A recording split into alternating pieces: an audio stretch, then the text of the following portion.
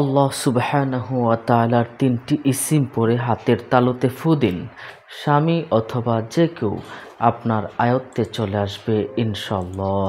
আল্লাহ পাকের নামের আমলের যে পাওয়ারফুল, এটা নিশ্চয়ই আপনারা ইতিমধ্যে জেনেছেন।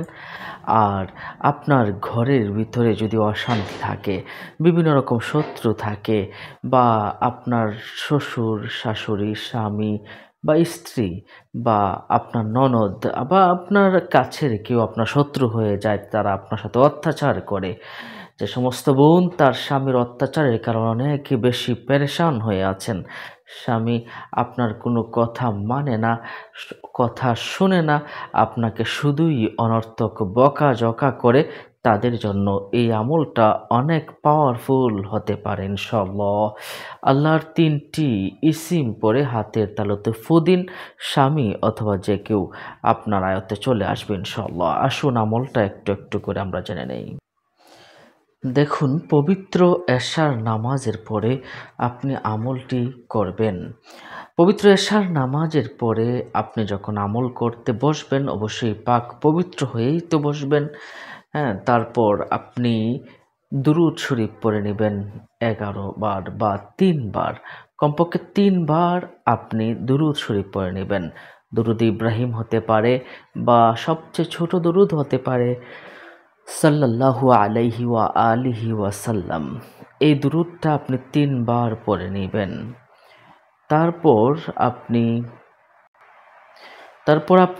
ইয়া ওয়াদুদু, আল্লাহ সুবহানাহু ওয়া তাআলার নাম ইয়া ওয়াদুদু নামটি ৭ বার পড়বেন। তারপর আপনি ইয়া হাকিমু এই নামটিও ৭ বার পড়বেন। তারপর আপনি দেখুন ইয়া কারিমু এই নামটিও আপনি ৭ বার পড়বেন। অতঃপর আপনি দুরূদ শরীফ আবার আপনি ৩ বার পড়বেন। এখানে দেখুন, শুরুতে বলেছিলাম দুরূদ শরীফ ৩ বার, ইয়া ওয়াদুদু ৭ বার, ইয়া হাকিমু ৭ বার, ইয়া কারিমু ১০ বার, দুরূদ শরীফ আপনি ৩ বার পড়বেন। তারপর কি করবেন দেখুন, যাকে কাবু করতে চান তার নাম আপনি ৩ বার নিন।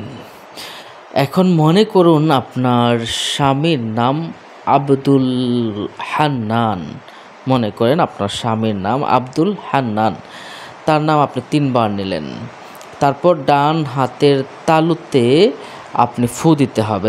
ডান হাতের তালুতে আপনি ফু দিয়ে মুখটা বন্ধ করে নেবেন। মুখটা শক্ত করে বন্ধ করে নেবেন, নর্মাল করে না, একটু শক্ত করে আপনি মুষ্টিবদ্ধ করে নেবেন।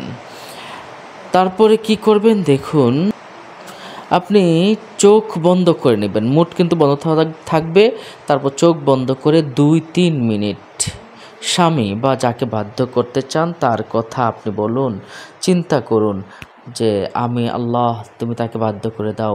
আর আপনি দেখছেন, কল্পনা করে সে আপনার বাধ্য হয়ে গেছে, আপনার কথাবার্তাগুলো শুনছে, এমনটা যদি আপনি দেখেন, এভাবে চিন্তা করুন যেন সে আপনার বাধ্য হয়ে গেছে ইনশাআল্লাহ। ইনশাআল্লাহ এভাবে আপনি চিন্তা করতে করতে তারপর কি করবেন দেখুন, হাতের তালু খুলে তালুতে আবার ফু দিন। এভাবে আপনি ৭ দিন করুন, ৭ দিন ইনশাআল্লাহ আপনি ফল পেয়ে যাবেন। তাহলে আল্লাহ সুবহানাহু ওয়া তাআলার এই ৩টি নাম আপনারা পড়ুন। আর মনে রাখবেন, আরও কিছু নাম আছে, এই নামগুলো আল্লাহ সুবহানাহু ওয়া তাআলার একটি পাওয়ারফুল নাম ইয়া লতিফ। ইয়া লতিফ পড়ে আপনি আপনার স্বামীর দিকে ফু দিবেন, সামনে গেলে আপনি ফু দিবেন, ইনশাআল্লাহ তিনি আপনার প্রতি দয়াশীল হয়ে যাবে। সম্মানিত দর্শক শ্রোতা, অন্য মুমিন মুসলমানকে জানাতে শেয়ার করে দিন। পরবর্তী ভিডিও পেতে সাবস্ক্রাইব করে আমাদের সাথেই থাকুন।